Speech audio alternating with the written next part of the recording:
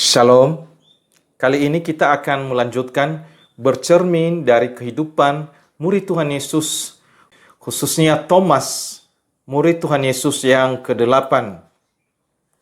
Ada peribahasa yang mengatakan, karena nila setitik, maka rusak susu sebelanga. Artinya, hanya karena masalah kecil, seluruh kebaikan menjadi rusak. Secara sekilas, peribahasa ini cocok untuk disematkan kepada Thomas, murid yang tidak percaya, seolah-olah sudah melekat dalam dirinya. Orang sering melupakan pengakuan imannya yang paling indah dalam sejarah. Ya Tuhanku dan Allahku. Yohanes 20 ayatnya yang ke-28. Orang sering melupakan kesetiaan Thomas ketika Yesus mendengar sakitnya Lazarus dan mengatakan kepada murid-muridnya bahwa ia akan pergi ke Yudea. Maka mereka berusaha meminta agar Yesus tidak pergi ke sana, karena orang-orang Yahudi pernah berusaha melempari dia dengan batu di sana. Namun ketika Yesus tetap berusaha untuk pergi, lalu kata Thomas, yang disebut dengan Didimus, berkata kepada teman-temannya, yaitu murid-murid yang lain, marilah kita pergi juga untuk mati bersama-sama dengan dia. Siapakah Thomas? Thomas nama lain dari Didimus. Thomas artinya si kembar. Namun saudara kembarnya tidak dikenal hingga saat ini. Menurut tradisi, gereja Syria dan gereja Mesir, kembarannya adalah Yudas. Namun ada yang mengatakan bahwa sesuai dengan namanya, Thomas memiliki kepribadian ganda. Dalam kesempatan yang satu, terkesan begitu setia, namun dalam kesempatan yang lain, terkesan begitu pengecut.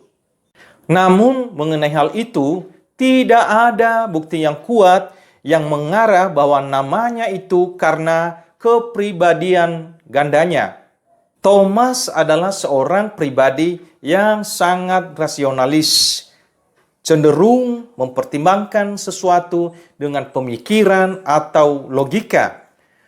Ia merupakan tipe orang yang sulit untuk percaya tanpa bukti.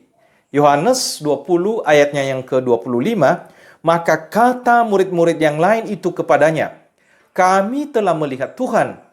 Tetapi Thomas berkata kepada mereka, sebelum aku melihat bekas paku pada tangannya, dan sebelum aku mencucukkan jariku ke dalam bekas paku itu, dan mencucukkan tanganku ke dalam lambungnya, sekali-kali aku tidak akan percaya.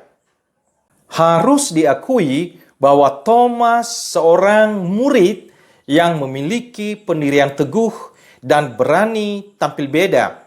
Dia seorang murid yang tidak mudah percaya kesaksian dan opini orang lain.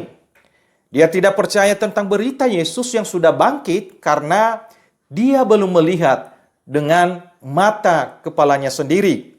Itulah sebabnya di dalam Yohanes 20 ayat yang ke-24.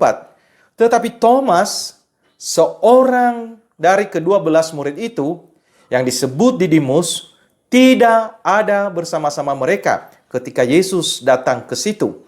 Sebab itu Yesus berkata, berbahagialah mereka yang tidak melihat, namun percaya. Sekali lagi, berbahagialah mereka yang tidak melihat, namun percaya. Dan itulah yang disebut dengan iman. Tuhan memberkati.